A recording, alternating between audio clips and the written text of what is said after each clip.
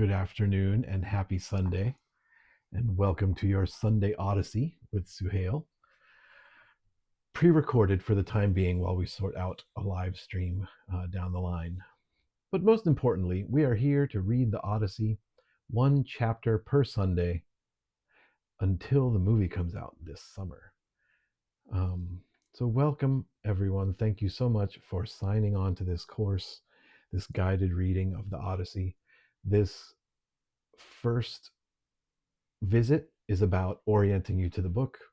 There will be 4 chunks to today. After our welcome, I'm going to go into the historical context of the Odyssey for a few minutes. And after I have looked into that with you and talked a little bit about the Trojan War and Mycenaean Greek, etc., we're also going to take a look at the chunky structure of the Odyssey because it is broken into a certain number of chapters, but also they are grouped into subgroups, and I'll help along with that. After that, we're going to talk a little bit about 4 primary themes to look for in the Odyssey, at least according to the way I teach it. But of course, are an amazing number of themes. It's just a matter of discussion and digging. I'll talk a little bit about the translations and talk about 3 in particular that I can recommend and even tell you what my favorite is. And after that, we'll wrap up and meet again next Sunday. Regarding the historical context of the Odyssey, I'm going to switch you over to a visual that I call the board, and it looks like this. And you can see why. It's just a place for the words. The Trojan War took place approximately, reputedly, 1200 to 1100 BCE. And Homer, his lifespan is up for debate, but within a broad range, in such large scope, somewhere between 800 and 700 BCE. You'll notice the numbers go down because they're going towards zero, or they start climbing up again. His life is historically uncertain.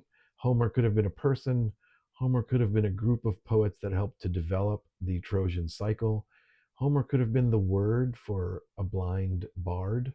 But the significant thing about this era is that it's when the stories of Mycenaean Greece were being lionized and really developed to create a Athenian Greek cultural identity, and the Athenian Greek was centuries later than the bold heroic Mycenaean Greek of Odysseus's time. The written form of the Odyssey popped up around 550 BCE, but the earliest surviving text fragments that we actually have are from about 300 BCE, the Hellenistic era of Greek culture.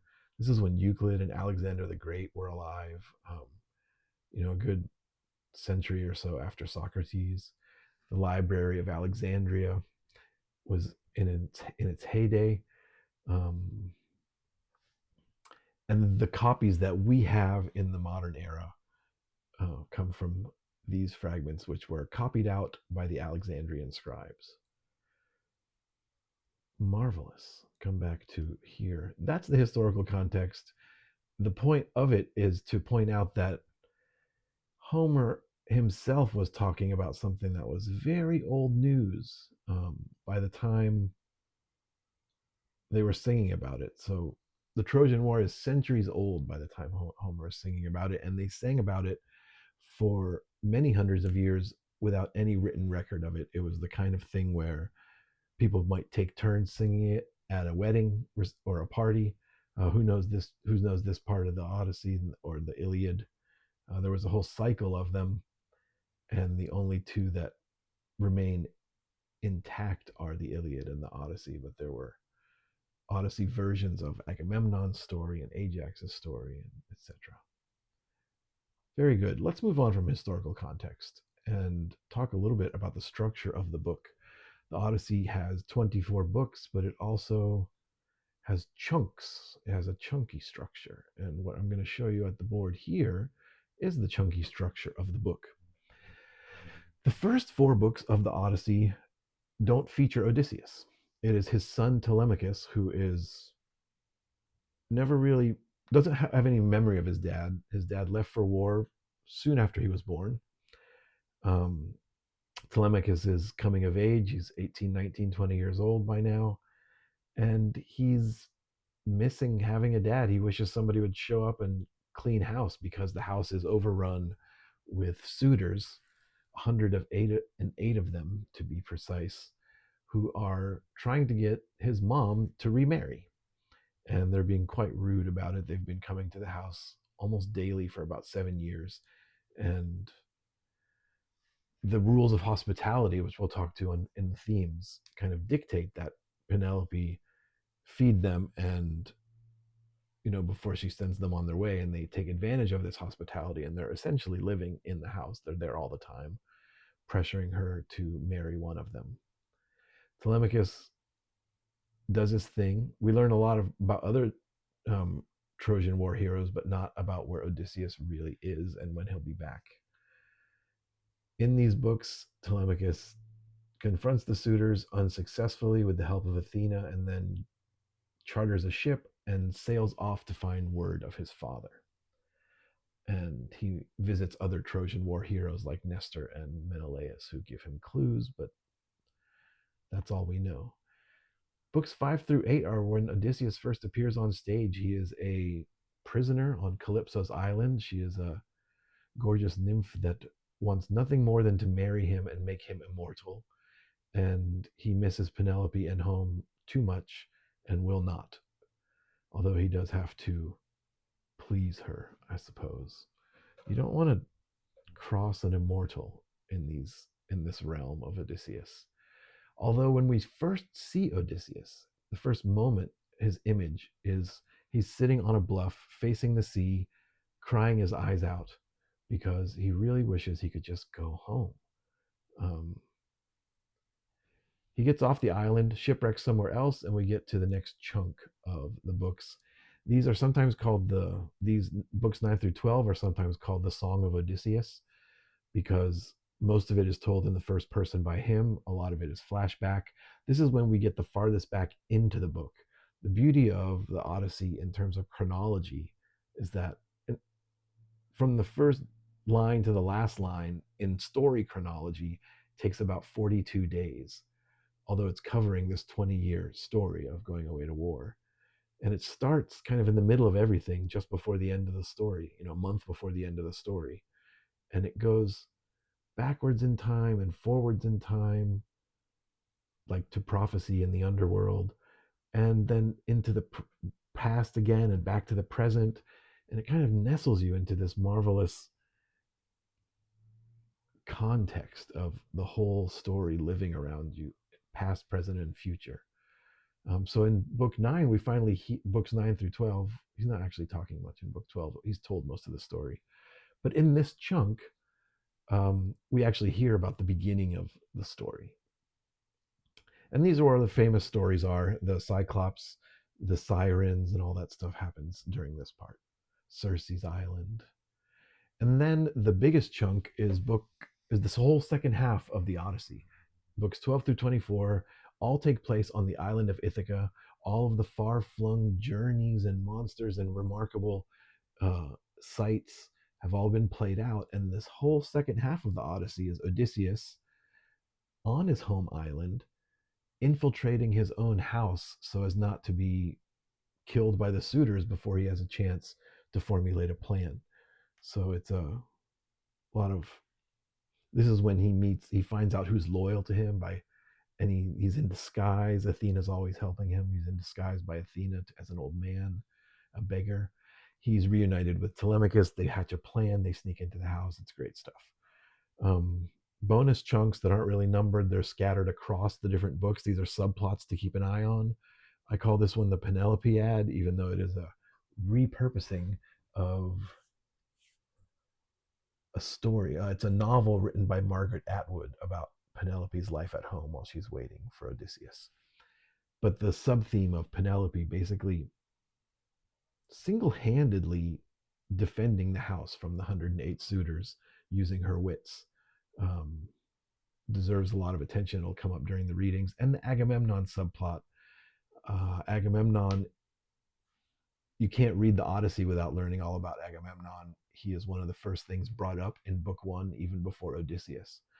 Because the book opens and the gods are on Olympus watching humanity, and Zeus is kind of complaining about humans because they wail to the gods about their suffering, but they also do stupid stuff that brings their suffering on them. And he's talking about Agamemnon, who was murdered upon his homecoming from the Trojan War, and his story is kind of set up as a how not to do it. And he's murdered by his wife, who took a new lover, and they conspired to trick him home, bring him to the dinner table, and then kill him. Before you get too sympathetic about Agamemnon, I want to tell you to remember Iphigenia. And that sounds cryptic now, but it'll make sense during discussions later. Remember Iphigenia. Hint, that is Agamemnon's daughter. These are the chunks of the book. So we're not even going to see Odysseus on screen for a few weeks, but really dig into this part. There's a bunch of really wonderful stuff in Telemachus's growth in his mini Odyssey, and a lot of hijinks from the gods. That said, let's move on and let me come back to. You see me looking over at where my buttons are. Here's my button. The chunky structure is chunked, and I wish to talk to you now for a few minutes about the themes to look out for in the Odyssey. I'll mention four. There are always more than that, but these are things I like to draw attention to as big picture ideas. And here, as I return to the board for us, are four of them. PTSD, that is post traumatic stress disorder, used to be called shell shock, and it used to be called battle fatigue. Um, PTSD is what I suggest that Odysseus has, and we will discuss things about like some of the symptoms of PTSD, like hypervigilance and irritability and quickness to anger and having flashbacks and intrusive thoughts that you didn't want to think and being mistrustful, and a lot of things associated with PTSD. And I'll encourage you to look for them in Odysseus's behavior, and even in the behavior of some of the other war heroes in the Telemachy when we meet. Let me show you here, because in the Telemachy we will meet Nestor and Menelaus, and there's some of it going on there too. Here, our themes.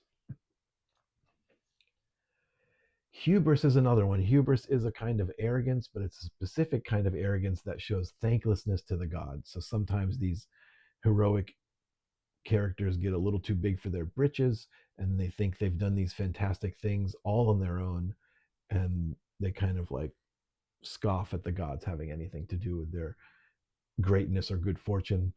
There is a character in the book that is killed outright by Poseidon because of his hubris, and I won't give that away now, but we'll get to it. And it's one of the biggest sins in Greek culture. Greek culture, at least this Mycenaean memory of Greek culture, is the one I'm calling honor culture here, versus dignity culture, which is kind of a more modern take. I'll get to that in a moment. Xenia. Xenia can be translated as guest friendship. It is connected to this honor culture concept, but it's a very important feature of Odysseus's culture. And if Zeus is the god, the patron of unfortunate beggars and homeless people, and if somebody shows up to your house and is in need or in trouble, or whether it's food or shelter, the first thing you do before you ask them who they are or ask any suspicious questions is to let the stranger into your home, feed them, clothe them, bathe them if they need to be tidied up. And once they're comfortable and safe from the elements and from hunger, then you are to ask, oh, who are you and where did you come from and what's what? And you are and the implicit understanding is that the visitor will then give you a good story. But this business of guest friendship is a critical feature of the way that people are welcomed into the house. There aren't any social institutions in this Mycenaean time. And, you couldn't go to a soup kitchen or, an orphanage or something. People that were stuck had to be taken in. And this is kind of a side effect of that. And that's where the honor culture versus dignity culture concept segues in. Look for these differences between the way that Odysseus's society is structured and the way ours is. This honor culture, dignity culture dichotomy I borrowed from Jonathan Haidt, this psychologist and researcher in Canada, I think, that he wrote The Anxious Generation about kids on cell phones. But this notion is that honor culture is where honor is a form of respect. And they're kind of synonymous, honor and dignity, but there's differentiations. And honor is a form of respect that is the kind of central social currency. And it is something that you must earn through um, admirable deeds. You don't just get honor. You can't just be born into it. You have to earn it. Um, in dignity culture, for example, the difference would be that we grant dignity, the inherent right to exist, respect to each person as soon as they're born. You don't have to do anything extra to get it. Um, Another difference, for example, in honor culture versus a dignity culture like ours would be that insults are a big deal in honor culture because reputation is so important. In dignity culture, we're kind of taught sticks and stones might break my bones, but names will never hurt me. So, if somebody does something really bad, then you go to the police or the courts or something, and then they work out the conflict that way. In an honor culture, if you are wronged somehow, there aren't any court systems or police systems or civics in that regard. So you're obliged to go and deal with it yourself and right the wrong yourself. And it's very common in honor culture that conflicts are resolved through violence. And in dignity culture, they're often resolved through some sort of nonviolent mediation, often administered by an institution. So these are some differences that I want you to be aware of as you make these as you observe the world Odysseus lives in. Those are the themes. Let me return for a moment to switch cards. And I love this sound so much. Let's talk about the translations. There are many translations of the Odyssey, and there are even free ones online that are in the public domain, like Samuel Butler's. I am going to discuss 3 of the Odyssey translations with you. And here we are. Good. Emily Wilson has done the most recent translation, and it is this one here, and it is gorgeous. I mean, it's a fantastic piece of work. I've read all of these. Um, the reason I would recommend the Emily Wilson is because it is the clearest, leanest one. In fact, she intentionally pared down the vocabulary so that you could really just focus on the characters and the story in this translation. Let me switch over to this mode. The Emily Wilson. The Robert Fagles is great. It has kind of been the gold standard, especially in schools since 1990 when it came out, and is quickly being displaced by the Emily Wilson. I will say in its favor, it's a little more prosaic if you're in the mood for that kind of language. I actually, in the first year or so that this one came out, I didn't teach it because it didn't have enough difficult vocabulary words for my students. So I kept using the Fagles because it has more challenging vocabulary. But that's what I love about this one. It's crystal clear. It's so easy to just sink into it and comprehend it without slowing down. And then you really are connected to the characters themselves and the actions. Um, the third one is the Robert Fitzgerald. It's still my favorite. It has a kind of archaic, poetic elegance to it that still really works for me, but I'm old. Um, but I love the Robert Fitzgerald. I don't usually teach it. I welcome any translation, especially when we as these discussions progress. Often multiple translations can be very illuminating because you're like, oh, how did they choose to say it? I wonder what the Greek says. One interesting translation difference, for example, is that um, in these older versions, they would often describe the house servants who are enslaved as maids or state housekeepers or something like that. And Emily Wilson uses the word slave because that was the truth. And it's not like it's just they're so subtle. It's all atmospheric. The other gorgeous thing about this translation is that she has written the whole thing, rendered the whole thing in iambic pentameter. Let me go back to the board here. Iambic pentameter is the poetic meter favored by Shakespeare. The stressed syllable followed by an unstressed syllable in a 10-syllable line. One classic line of Shakespeare's in iambic pentameter is, "Shall I compare thee to a summer's day?" And you hear that as the speech takes on its own kind of cadence, and the whole thing is rendered in iambic pentameter. It's gorgeous. It's also a nod to the Homeric Greek, which was in hexameter, a different, 6 pairs of syllables, but also in a poetic meter. So really cool. Choose any translation that you like. I strongly recommend the Emily Wilson, especially if you have not read it before and you want to really just connect to it. If you want to do something a little more challenging and prosaic, I'd suggest the Fagles or the Fitzgerald, but you'll love any of them, and they all tell the same story ultimately. The syllabus contains a PDF of the Fagles, and you can find the Fagles on Internet Archive and on my syllabus. So leave a comment asking a question, any question about the book.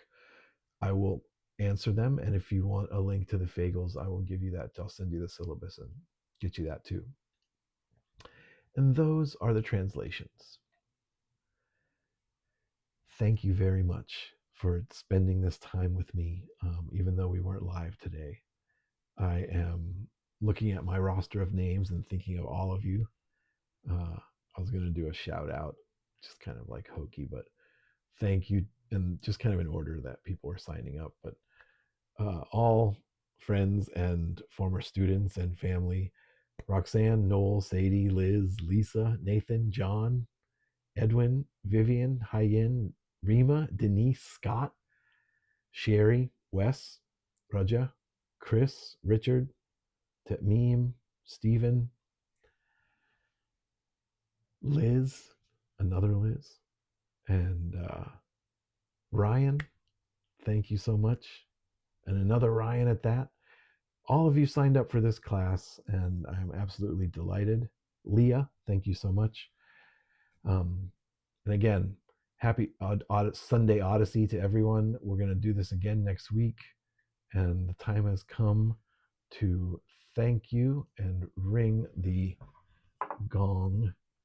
And for next week, read book 1. It's about 15 pages long. You've got a week to do it. I'll see you at 2 o'clock Sunday, February 1st.